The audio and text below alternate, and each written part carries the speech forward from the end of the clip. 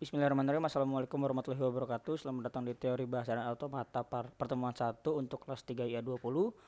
Perkenalkan lagi, nama saya Fadil Akbasharidan, SBD saya PJ kalian di SBD 2 juga, dan kebetulan saya juga PJ kalian di teori bahasa dan automata ini ya. Nah, untuk pertemuan ini kita membicarakan mengenai Chomsky dan juga automata deterministik dan juga non deterministik.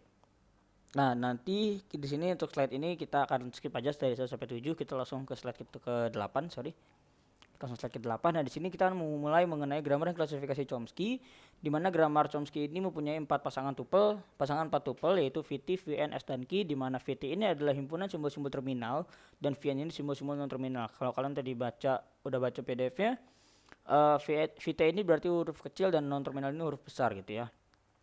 Nah, lalu di S, VN ini berarti awalannya, dan juga Q ini adalah himpunan produksinya gitu ya.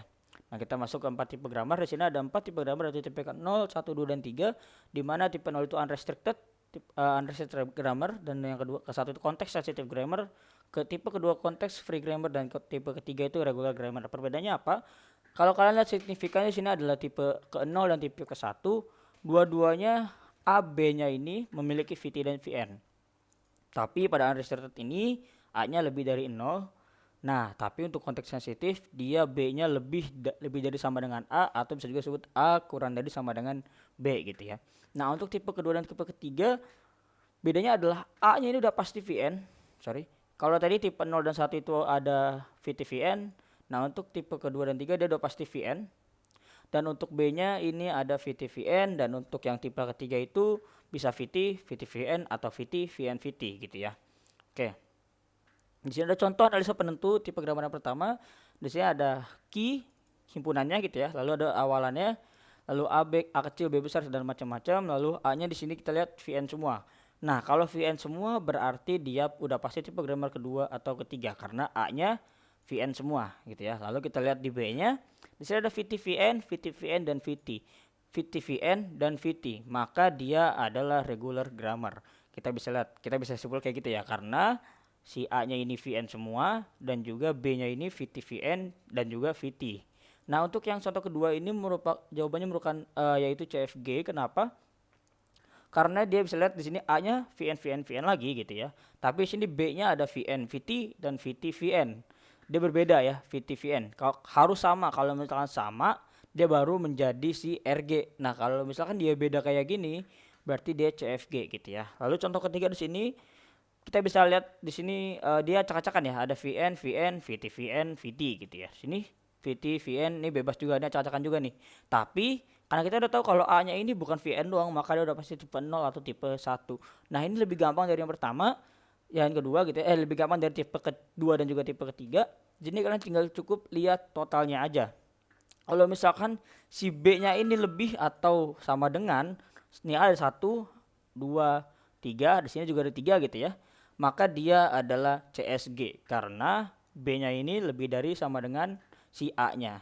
Dia sama-sama 3, maka ada CSG. Kalau misalkan B-nya ini ada 4 dan D 3, maka dia juga CSG gitu ya. Nah, di sini kita bisa lihat di sini B-nya ini lebih dikit dari A-nya. A-nya ada 3, tapi B-nya ada 2 doang. Nah, maka dia adalah UG gitu ya. Nah, VTV ini ditentukan dari mana sih gitu ya. Nah, bagian A itu sisi kiri, ruas kiri, dan B ini sisi kanan. Kita bisa lihat di sini S, maka dia VN, yaitu non terminal huruf besar di sini. Lalu S lagi, berarti VN lagi. Ini A kecil, maka dia VT karena terminal. A besar VN dan VT gitu. Jadi VT VN itu ditentukan dari si hurufnya ini gitu ya. Oke, lanjut.